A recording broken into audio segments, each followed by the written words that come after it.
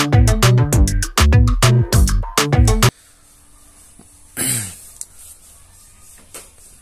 ছাত্ৰ ছাত্ৰীসকল আজি আমি ক্লাস 10 এক্সাৰসাইজ R.1 তিনিৰ 2 নম্বৰ অংকটো কৰিম তোমালোকে সোয়াইটো কি কৈছে যেটো এটা তালিকা দিয়া আছে এই তালিকাটোৰ পৰা এই খালি ঠাইসমূহ কি কৰিব দিছে পূৰ কৰিব দিছে তো এইটো তালিকাৰ পৰা আমি কি কৰিম এই খালি ঠাইকেটা পূৰ কৰিব পাৰিম তো তোমালোকে সোয়া তো প্ৰথমতে কি কৈছে যে টি আৰু ডি এ ডেজ ভাবে বিচৰণ কৰে তাৰ মানে টি আৰু ডি যে তালিকাটো বনাইছে মানে কি এটা সম্পৰ্কত মানে এটো বিচৰণ কৰে তো কেনে কইলে আমি এটো সোয়া তোমালোকে এনসাৰটো যে এটোৰ এনসাৰটো কেনে কৰাম তোমালোকে সোয়া টি আৰু ডি অনুপাত লোৱা ফাৰ্ষ্টৰ অনুপাতটো কিমান আছে 1/4 ঠিক আছে ফাৰ্ষ্টৰ অনুপাতটো 1/4 তাৰ পিছত কি আছে যে আকৌ 2/8 আছে তাৰ পিছত কি আছে 4/16 আছে এবাৰ সো 1/4 তো কটাকটি কৰব না এবাৰ এটো সাম 2 দি কাটলে 1/2 দি কাটলে 4 2 দি কাটলে 2 2 দি কাটলে 8 2 দি আকৌ কাটলে 1 2 দি কাটলে 4 এটো কি হল 1/4 হল এটো কি হল 1/4 হল আৰু এটা কৰিছো আমি এটো 4/16 হল 3/12 কৰিছো 3 দি কাটলে 1 3 দি কাটলে 4 তার মানে প্রত্যেকটো কি হইছে সেম অনুপাতত আছে একই অনুপাতত আছে মানে সমান অনুপাতত আছে গতিকে আমি কি কব পাৰো যে টি আৰু ডি এ সমান অনুপাত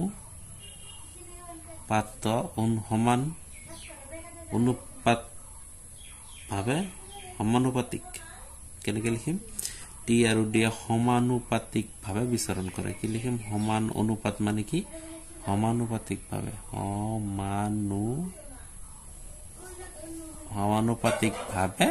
বিচৰণ কৰে কি সমানুপাতিক ভাবে হল তাৰ মানে প্ৰত্যেকটো অনুপাত আমি কি পালো সমান পালো হৈছে বুজি পাইছো তোমালোকে এটো কোৱেশ্চন তাৰ পিছত বি নম্বৰটো চোৱা বি নম্বৰটো কি আছে টি যদি 6 হয় তেনে ডি কিমান হ'ব ইয়াতে কেনেকৈ কৰিম ইয়াতে মই কৰিছে চোৱা টি যদি 6 হয় মানে টি যদি 6 হয় ডি কিমান হ'ব প্ৰথমতে আমি অনুপাত উলাই লম টি আৰু ডি প্ৰথম অনুপাতটো লৈ লম কিমান আছে 1/4 এবাৰ কৈছে টি যদি 6 হয় টি 6 দিলু টিৰ জায়গাত 6 ডি কিমান হ'ব ডি যদি নাই ইয়াতে তেনে ডি থৈ দিম দিয়াৰ পিছত ইয়াতে 1/4 আছে এবাৰ কি কৰিম বৰ্গগুণন পদ্ধতি ক্ৰস মাল্টিপ্লিকেশন পদ্ধতি ডি টু আমাৰ লাগে গতিকে ডি টু বাওফালে ৰাখিম ডি আৰু 1 পূৰণ কৰিলে কি হ'ব ডি হ'ব হৈছে ইকুৱেল টু এবাৰ 6 আৰু 4 গুণ কিমান 24 তো এতিয়া আমি আলোচনা কৰিম এই বি নম্বৰ অপচনটো কি কৈছে টি ইকুৱেল টু 6 হলে ডি ইকুৱেল টু কিমান হয় এটা আলোচনা কৰিছো এবাৰ হল সি নম্বৰ অপচনটো আলোচনা কৰিম সি নম্বৰ আনসারটো কি হ'ব যে ডি যদি 28 হয় তাহলে টি কিমান হ'ব আমি কি লিখিম প্ৰথম অনুপাতটো লিখিম d/t ইকুৱেল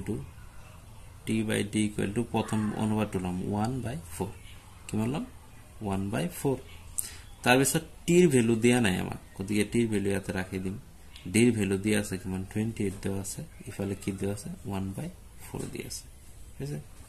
এবাৰ ক্ৰস মাল্টিপ্লিকেশন কৰিম বৰ্গগুণন পদ্ধতি টি আৰু 4 পূৰণ কৰিলে 4t হ'ব কাৰণ টি আমাৰ দৰকাৰ গতিকে বাওফালে ৰাখিম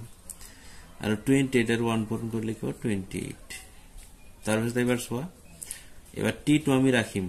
বাওফালে কাৰণ টি টু আমাৰ দৰকাৰ আৰু ইফালে 28 আছে ইফালে 4 ৰ লগত টি টু কি পূৰণ হৈ আছে ইফালে গলে কি হ'ব হৰণ হ'ব সো এইটো 4 দি কাটলে কিমান 7 হ'ব তাৰ মানে কিমান হল এতেকে টিৰ ভ্যালু কিমান হল 7 গতিকে আমি এতে কি দিব লাগিব 7 আর ডিৰ ভ্যালু আছে 20 ঠিক আছে তাৰ পিছত আকৌ ডি নম্বৰ অপচনটো চাম এই ডি নম্বৰ অপচনটো ডি যদি আকৌ t/d ফর্ম অনুপাতটো লিখিলাম 1/4 যদি টি ডি যদি 36 হয় তার মানে টির ভ্যালু নাই টি আমি রাখিম ডি দিছে 36 আকৌ কি 1/4 এটো লিখিব লাগিব ঠিক আছে লিখাৰ পিছত আকৌ ক্ৰস মাল্টিপ্লিকেশন কৰিম টি আৰু 40 টি হ'ব 36 আৰু 136 হ'ব গতিকে এবাৰ যদি t2 ইয়াতে ৰাখো 36 ইফালে হ'ব 4 ইফালে ডিভাইড হ'ব কাৰেক্ট 9 তাৰ মানে t ইকুৱেল টু কিমান হ'ল 9 t এর ভ্যালু কিমান 9 গতিকে ইয়াতে কি হ'ব 9 ঠিক আছে তে ইখিনি আছিল এটোৰ आंसर অঙ্কটো মই বুজাই দিছো তোমালোকক ভালকে কিন্তু ভালকে লিখি এটা মানে সিস্টেমিক ভাবে লিখিলে নাই তোমালোকে বহি এটা লবা সিস্টেমেটিক ভাবে অঙ্কটো তুলি লবা হৈছে তো এখানে বুঝি পাইছো না নাই জনাবা মোক কমেন্ট করে এবাৰ আমি আলোচনা কৰিম 4 নম্বৰ কোৱেশ্চন 2 কি কৈছে মই কোৱেশ্চনটো তোমালোকক দেখুৱাই দি আছো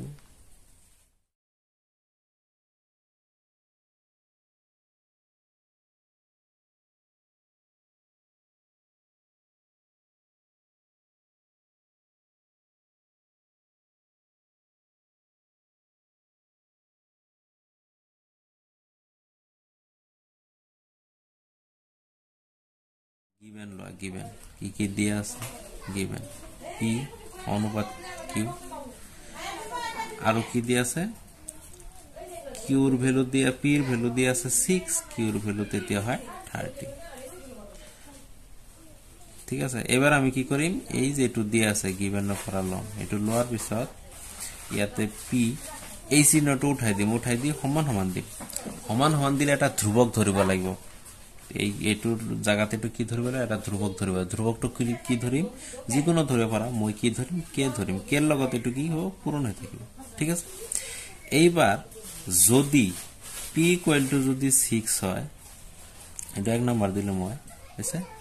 এটা এক নম্বৰ দিলো p ইকুৱেল টু যদি 6 হয় q কিমান হয় 30 হয় একৰ পৰা কি পাম একৰ পৰা পাম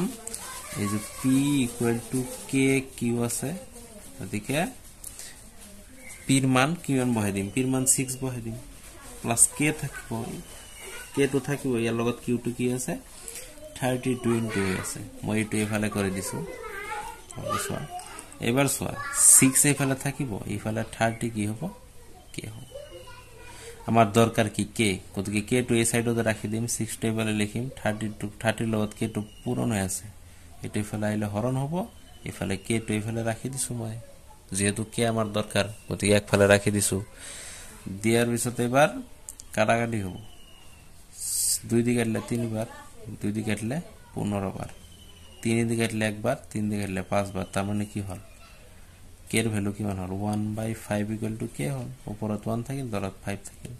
তো কে এর ভ্যালু কিমান হল 1/5 এতিয়া প্রশ্নটা আমাক কি কইছে आंसर तो कि p যদি 2 হয় তেন্তে q ৰ মান হ'ব q মান কিমান হ'ব আকো একৰ পৰা পাম ঠিক আছে p = kq